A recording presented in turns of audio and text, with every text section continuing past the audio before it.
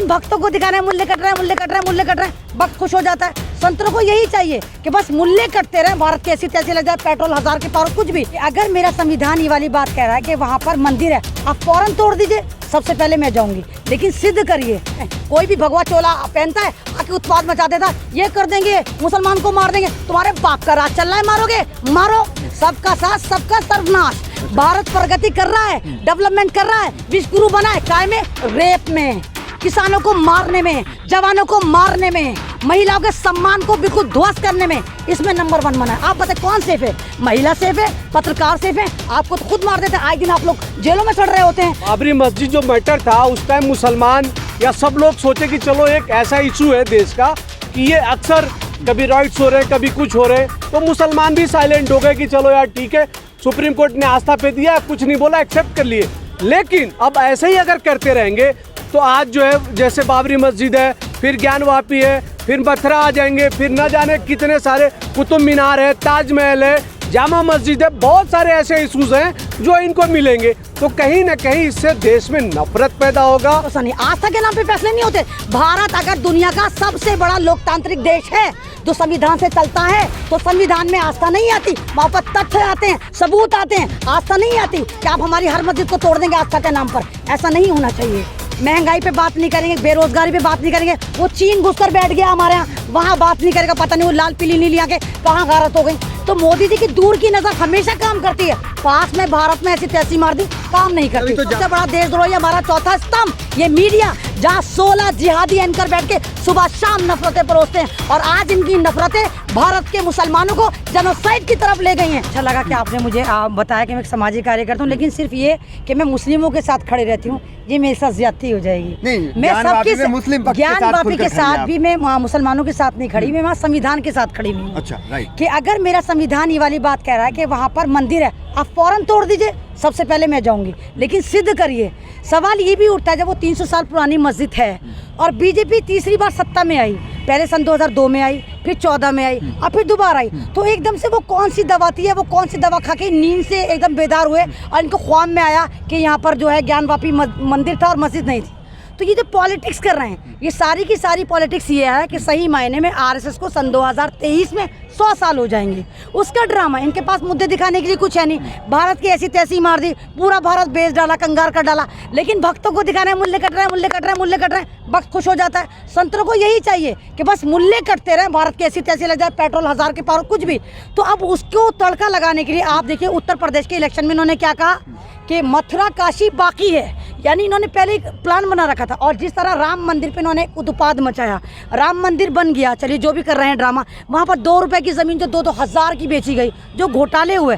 अब मोदी जी वहाँ जाके कट्टे तो ढोएंगे नहीं, चलो भाई गारा लेके जा रहे हैं, सीमेंट लेके जा रहे हैं, ईंटा लेके जा रहे हैं, इनको लाइमलाइट में भी आना है, तो उसके लिए इन्होंने सर खुजाया। क्या करें? तो इन्होंने कहा ज्ञानवापी मस्जिद है ना, मुसलमान तो शांत बैठा हुआ है, अमन और अमान का दूसरा नाम मुसलमान, तो इन्होंने कहा चलो भाई ज्ञानवापी पे उत्पाद मचा देते हैं। कि शिवलिंग निकला है तो फिर हवाले करना चाहिए। नहीं, शिवलिंग नहीं निकला, फाउंटेन था, और इन्हीं की मैथोलॉजी के लिहाज से लिंग के अंदर कोई सुराख नहीं होता, फव्वारे के अंदर तो सुराख था। और खुद ज्ञानवापी जो वहाँ पर एक बहुत बड़े महंत हैं, मंदिर के महंत हैं, उन्होंने खुद कहा कि बचपन में वहाँ खेलने जाते थे। आप एक बात बताइए, ये कह रहे हैं मुगलों ने बनवाया था, इतने बावली कौन सी कम्युनिटी होगी कि बीजेपी के लिए वहाँ पर एक तरह का शिवलिंग छोड़ दिया कि बीजेपी सन 2022 में आएगी और उसके पास कोई मुद्दा नहीं होगा तो वो ज्ञानवापी मस्जिद में आएगी और वहाँ पर शिवलिंग रखा हुआ मिलेगा। पागलपन है, दौरे पड़ रहे हैं तुम्हें, मुसलमान तुम्हें इतना पागल लगता है। तो ये जो नौटंकी चल रही है, ये पूरा का पूरा मुद्दा भटकाने का है और कुछ नहीं। अगर इनके हाथ में बाकी सत्ता है, डबल इंजन की सरकार, मीडिया इनके पास, पत्रकार इनके पास, एडमिनिस्ट्रेशन इनके पास, तो रोका किसने? आप सारी मस्जिदों को तोड़ डालो, हम तैयार है, लेकिन साबित करो कि वाकई वहाँ पर मंदिर था। आप बार बार बीजेपी को टारगेट कर रही है, इसमें बीजेपी का रोल कहाँ पे है? वो तो हिंदू सेना, हिंदू संगठन, उन लोगों का दावा है कि यहाँ पे मंदिर था, यहाँ शिवलिंग मिला, बीजेपी टारगेट क्यों है? सर एक बात बताइए, सेंटर में किसकी सरकार है? बीजेपी की। अगर कोई भी आतंकवादी उत्पात मचाता है, आप देखिए कि एक जो एक्ट बना था 1991 में, ये कहा गया था भारत का कोई भी धार्मिक स्थल अगर उसके ऊपर बाद में कार्रवाई होती, क्योंकि बाबरी मस्जिद जो है वो भक्तों को नहीं मिली, वो बीजेपी ने, आरएसएस ने दिलवाई, वो बाबरी मस्जिद जो शहीद मजबूत करी गई, उसमें टोटल योगदान जुडिशरी का है। आस्था के नाम पर इन्होंने हमारी मस्जिद को तुड़वा डाला। तो ज्ञानवापी में बीजेपी का रोल मानते हैं आप? इनके उकसाने का हो रहा है। बीजेपी का ही रोल है। बीजेपी अगर देख रही है इतना उत्पाद मच रहा है, ये सारे आरएसएस की नाजायज औलादे इतनी चीखम चिल्ली मचा रही है, मुल्ला को काट रहे हैं, मस्जिदों पे टारगेट, अजान पे टारगेट, इस्लाम पे, सलाम पे, सब चीज़ पे। तो बीजेपी कार्रवाई क्यों नहीं करती? जब तुम्हारे बस का सरकार चलानी है ही नहीं तो दफा हो जाओ, कुर्सी छोड़ो, दूसरी पार्टी को आने दो। इतना सा सवाल है। मुझे ज्ञान पे वापस से मसला नहीं है। आपके पास आएंगे, सुप्रीम कोर्ट के वकील हैं, आपसे ये जानना चाहेंगे कि दोनों पक्ष के केस को अगर आप देखें तो कानून के काफी जानकार हैं, कौन सा पक्ष आपको यहाँ पे मजबूत दिख रहा है? देखिए, ऐसा है कि सबसे हम तो ये कहेंगे कि संवैधानिक तरीके से चलना है, ठीक है। जुडिशरी या कोई भी देश जो है आस्था पे नहीं चलता, कोई भी देश संविधान पे चलता है। और संविधान, हर देश का संविधान यही कहता है कि जैसे हमारे देश का संविधान है कि सबको अधिकार है, आर्टिकल 14 है, आर्टिकल 19 में सबको जीने का अधिकार है, आर्टिकल 21 में जो है राइट टू पर्सनल लिबर्टी है, आर्टिकल 25, 26 में, आर्टिकल 29, 30 में जो है सबको वर्शिप का है और अपने मज़हब को बढ़ाने का है। तो संवैधानिक तरीके से हमें अधिकार दिए गए हैं और ये 300 साल पुराना जगह है, मस्जिद है। और वहाँ पे आप ये देखिए कि ये जो इशू उठे हैं, ये ऑलरेडी 1991 में एक एक्ट पास हुआ कि अब आज़ादी के बाद कोई भी ऐसा धार्मिक स्थल, चाहे वो मस्जिद हो चाहे वो मंदिर हो, ऐसा कोई इशू नहीं उठना चाहिए। तो क्या हिंदू पक्ष का जो दावा है वो कहीं खोखला नजर आ रहा है क्या आपको? देखिए, दावा तो ये सिर्फ और सिर्फ ये पीछे तो कोई और है, ठीक है। और ये जो भी लोग इसके पीछे हैं मुखौटा, वो नफरत फैलाने की बात करते हैं, देश को बांटने की बात करते हैं, जबकि देश जोड़ने की बात नहीं करते हैं। ये लोग सिर्फ और सिर्फ क्योंकि बाबरी मस्जिद एक मुद्दा था, वो ख़त्म हो गया, अब इनको नया एक मुद्दा चाहिए। 2024 का चुनाव बाकी है, तो कहीं ना कहीं इनको एक मुद्दा चाहिए था, वो मुद्दा ज्ञानवापी से इनको मिल गया है। और अब महंगाई पे बात नहीं हो रही है। अभी आपने देखा है कि गेहूं वगैरह पे जो है अभी एक्सपोर्ट इंपोर्ट रोक दिया इन्होंने, तो किसान मर रहे हैं, नौजवान मर रहे हैं, फांसी लगा रहे हैं, आत्महत्या कर रहे हैं, उस पे कोई बात नहीं होगी। बात किस पे होगी? मंदिर मस्जिद पे बात होगी।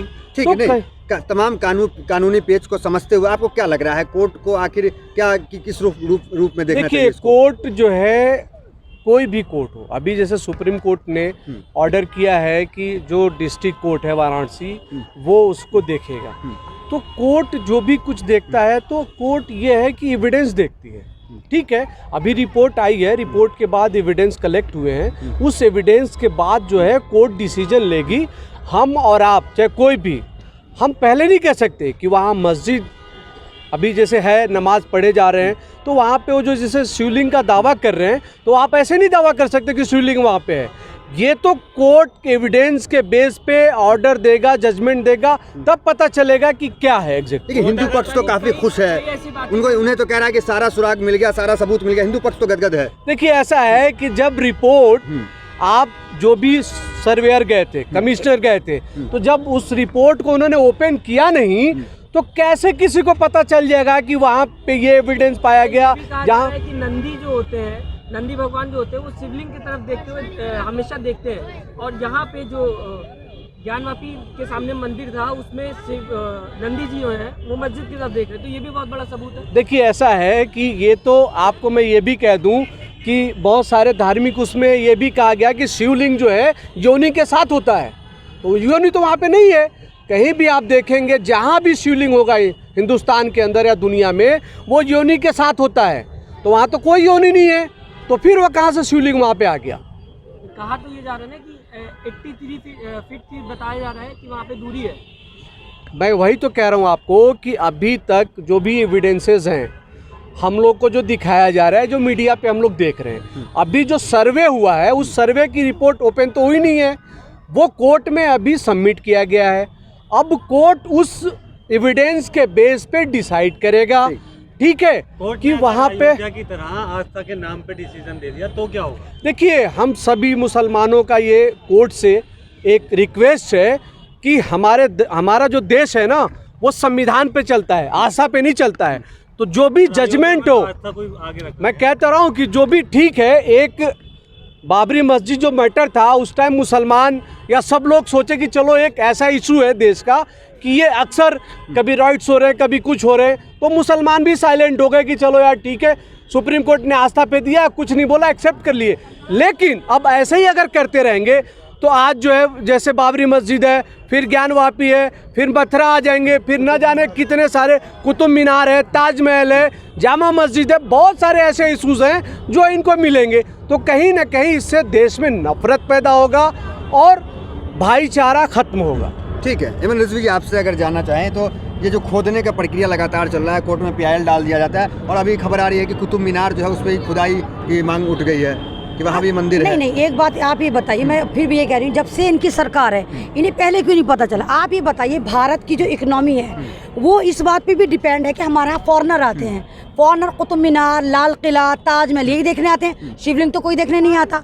अब आप एक बात बताइए कि इनको एकदम से ख्याल है ये तोड़ देंगे, वो तोड़ देंगे, फलाना तोड़ देंगे। भाई तोड़ना है लाल किला तोड़ो, जहाँ मोदी जी झंडा फहराते हैं, जाओ तोड़ो, ताजमहल भी तोड़ो। तो ये जो ड्रामे चल रहे हैं सिर्फ ये सन 2024 का मुद्दा, इसके अलावा कुछ भी नहीं। राजनीतिक लाभ की राजनीतिक लाभ ही है। इनको ये लग रहा था कि मुसलमानों ने जो सैक्रिफाई करा बाबरी मस्जिद के ऊपर, मुसलमान चुप हैं। अब मुसलमानों लोगों को ये भी लग रहा है कि शायद खाली ज्ञानवापी मस्जिद है, नहीं, 3000 से ज्यादा मस्जिदों को चिन्हित कर दिया गया जिनको बैक टू बैक तोड़ने के लिए उठेंगे। एक मुद्दा दब जाएगा, दूसरा मुद्दा उठा लेंगे। यानी भारत में कहीं ना कहीं हर मुद्दे को दबाएंगे। 24 में आपको पता है कि सेंटर में इलेक्शन है, मोदी जी को दोबारा फिर वापस आना है। महंगाई पे बात नहीं करेंगे, बेरोजगारी पे बात नहीं करेंगे। वो चीन घुसकर बैठ गया हमारे यहाँ, वहाँ बात नहीं करेगा। पता नहीं वो लाल पीली नीली आंखें कहाँ गारत हो गई। तो मोदी जी की दूर की नजर हमेशा काम करती है, पास में भारत में ऐसी तैसी मार दी, काम नहीं करती। अभी तो जापान दौरे पे गए हुए हैं। हाँ, तो जापान में देख रहे कितनी बेइज्जती हुई, देखिए तो वहाँ पर्चियां निकाल निकाल के मोदी मोदी करके, मतलब बताइए जापान में इनको एक गोबर भक्त नहीं मिला। आपको पता है जापान में पूरा प्लेन भर के लेकर गए गोबर भक्तों का, जो वहाँ मोदी जी कर रहे थे। पता है आपको ये हुआ है? तो इतनी बेइज्जतियां लगवा रखी है। डंका नहीं बज रहा है। डंका कहाँ बजेगा? खुद ही डंका बजाते। ऑस्ट्रेलिया के प्रधानमंत्री ने इनको लिफ्ट तक नहीं दी। अच्छा। तो वो नहीं दिखाते ये।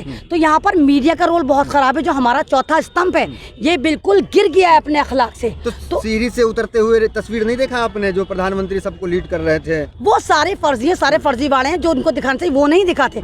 दूसरी बात ये, इनसे कोई भी बात पूछे, नेहरू ने ये करा था, कोई भी बात पूछो कांग्रेस ने ये करा था। अरे कांग्रेस के जमाने में जनोसाइड नहीं हुआ, इस जमाने में मुसलमान का जनोसाइड हो रहा है। हमारा जनोसाइड, दलितों का जनोसाइड हो रहा है। ये राइट्स नहीं, आप इसको हिंदू मुस्लिम राइट्स नहीं कह सकते। यहाँ एक तरफा मुसलमान मर रहा है, यहाँ दूसरी कम्युनिटी का कोई नहीं मर रहा। तो खाली गांधी को, नेहरू को पकड़ के लाओ, इंदिरा गांधी को पकड़ के लाओ, हम क्यों मरे? बात ये नहीं, वो कहते हैं सबका साथ सबका विकास। आप कह रही हैं कि एक तरफा कहीं ना कहीं टारगेट किया जा रहा है। सबका साथ सबका विकास नारा जो, तो इसका मतलब ये था सबका साथ सबका सर्वनाश। भारत प्रगति कर रहा है, डेवलपमेंट कर रहा है, विश्व गुरु बना है, काय में? रेप में, किसानों को मारने में, जवानों को मारने में, महिलाओं के सम्मान को बिल्कुल ध्वस्त करने में, इसमें नंबर 1 बना है। आप बताए कौन सेफ है? महिला सेफ है? पत्रकार सेफ है? आपको तो खुद मार देते हैं, आए दिन आप लोग जेलों में सड़ रहे होते हैं। कोई पत्रकार सेफ नहीं, कोई कॉलेज का प्रोफेसर सेफ नहीं, दलित सेफ नहीं, मुसलमान सेफ नहीं, सरदार सेफ नहीं। भारत में कौन सेफ है ना सेफ? नागपुर की नाजायज औलादें, 2-2 कौड़ी के संतरे सेफ हैं, इसके अलावा कोई सेफ नहीं। क्या होते हैं? ये नागपुर के जितने नाजायज औलादे संतरे जो भगवा कलर हैं ये सेफ है, जो आर्टिफिशियल कलर है ये सेफ है। कोई भी भगवा चोला पहनता है आके उत्पाद मचा देता है, ये कर देंगे, मुसलमान को मार देंगे। तुम्हारे बाप का राज चल रहा है, मारोगे मारो। अरे मुसलमानों ने तुम्हें बना दिया। आज स्ट्रीम चैनल जितने भगवा हैं आज मुसलमानों की वजह से चल रहे हैं। अगर मुसलमान भारत का ना हो, तमाम चीजें फुस्सी बम बन जाएं। मुसलमानों पे नफरतें कर करके सारा एक कमा रहे हैं।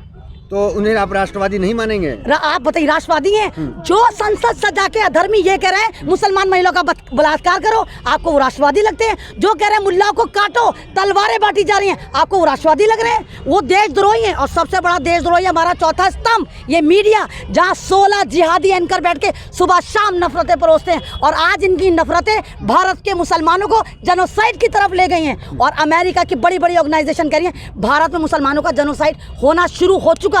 बताइए कुछ हुआ?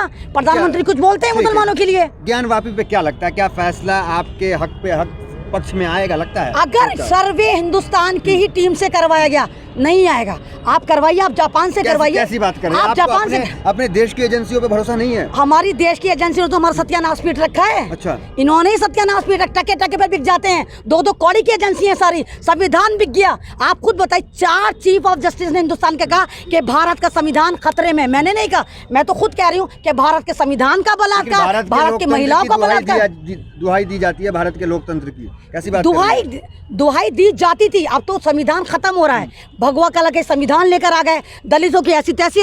मुसलमानों की आड़ में दलितों का शिकार है, मुसलमानों को पकड़ के दलितों को शिकार कर रहे हैं। हिंदू राष्ट्र बनाएंगे, हमारे में क्या फर्क पड़ेगा? हिंदू राष्ट्र बनाएंगे। क्या लगता है आगे कुछ स्थिति सुधरती नजर आ रही है? आगे सुधरेगी। अगर भारत के लोग एक ही प्लेटफॉर्म पर आएंगे तो सुधरेगी, नहीं तो पल पल मरने के लिए, तिल तिल मरने के लिए अपने महलों की मस्जिदों को भी नहीं बचा पाओगे तुम, क्योंकि ये उत्पाद मचाएंगे और हमारा जो जुडिशरी है वो आस्था के नाम पर फैसले करता चला जाएगा।